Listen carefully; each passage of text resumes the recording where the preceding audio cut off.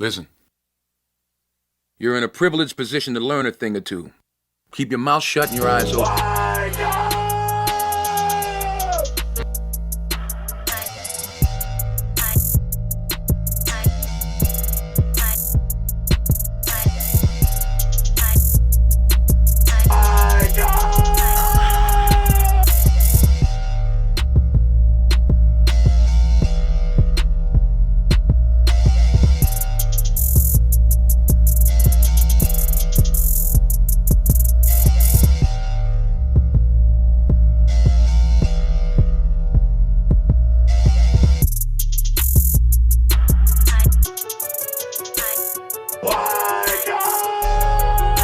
The CDC's relaxation on mask wearing and social gatherings signal progress in the fight against the pandemic.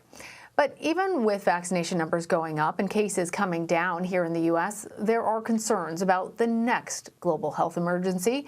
Of particular concern, climate change and encroachment on wildlife habitats. Let's bring in journalist and filmmaker Harriet Constable. She is co-producer of the multimedia series, Stopping the Next One. Scientists race to prevent human encroachment on wildlife from causing the next pandemic. Harriet, thanks for being here. 75% of newly emerging diseases originate in animals.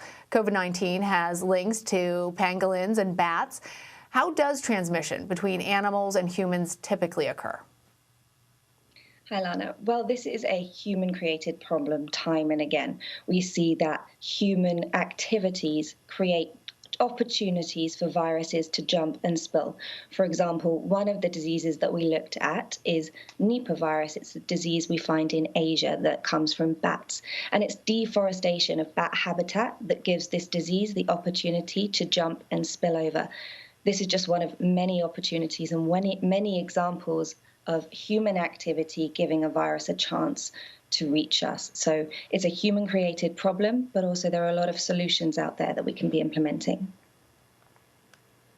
Well, global warming is altering ecosystems around the globe. China alone has seen 40 new bat species, according to the journal Science of the Total Environment. Those bat species are estimated to carry more than 100 types of coronavirus variants. How do we protect ourselves given that the change in global warming and the environment is so much bigger than any one scientist or one individual? There are lots of things we can be doing, thankfully, to better prepare and better protect ourselves when it comes to stopping the next pandemic. Some fantastic work is going on among scientists, some great collaborations to learn where are these diseases spilling over, why are they happening, and what can we do to prevent them? So, for example, you talk about climate change.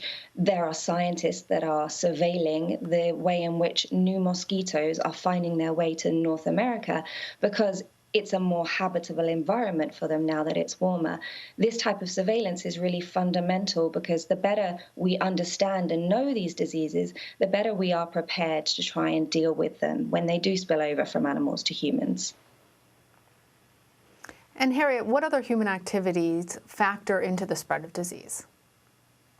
Well, climate change is a huge one that's driving up opportunities. Deforestation is happening in Asia and in South America, largely to do with our food systems, to create space for livestock and things like palm oil plantations. In South America, deforestation is driving up the chance for yellow fever to jump between humans and monkeys. And another human activity that is creating opportunities for disease to spread, we found in Europe, is the intensive farming of pigs. This creates a lot of chance for disease to spread and proliferate among herds. So we need to be looking at these opportunities that we're giving these viruses and how we can prevent them in the future. And Harriet, what are some other viruses out there that are of concern to scientists? So In Asia, we looked at a disease called Nipah virus that can jump from bats to humans. It's on the World Health Organization's list of top 10 diseases that could cause the next pandemic, and it's extremely deadly. It's not a disease that we want to give too many opportunities to. In Africa, we looked at how herders are moving from having cows to camels because of climate change, and camels have a disease or harbor a disease called MERS, which is a coronavirus like COVID-19, but it's 10 times more deadly. In pigs in Europe, we see swine influenzas, and we had a influenza from pigs in 2009. So it sounds very, very frightening, but the crucial thing is there's a lot we can do to put ourselves in a better position.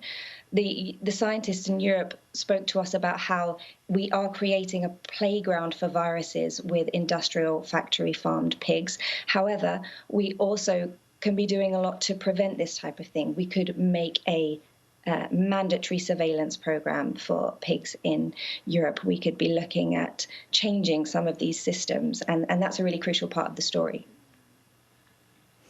I am so glad that you said that, because I imagine for many of us hearing this, with the anxiety that we already have because of the current pandemic that we're in, it's frightening. So it's nice to know that the scientific community is at least optimistic about things that we can be doing. And I want to follow up with you on that point, because given all that we've been through, do you believe that we will be better prepared for the next pandemic? And what are the most important lessons that you're worried that we don't seem to actually be internalizing even after having gone through all of this?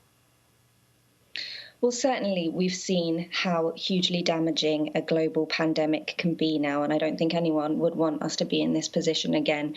So the question of how we better prepare for that, whether it's providing more funding and opportunities for surveillance and research. One of the scientists that I spoke to in Cambodia is doing fantastic work to understand where Nipah virus is spilling over and spreading among their communities, but he doesn't have funding for his next pathogen detection trip. This is a really obvious and simple way in which we could be better prepared and better understand what the opportunities are. And I think it's that type of solutions-orientated approach that we need to be taking to put ourselves in a better position for the next one. Because scientists told me it's not a case of we can prevent the next pandemic. It's a case of being better prepared and improving our chances. Improving our chances. Let's hope that we have learned those lessons. All right, Harriet Constable, thank you so much for joining me. Thanks for having me. Listen, you're in a privileged position to learn a thing or two. Keep your mouth shut and your eyes open.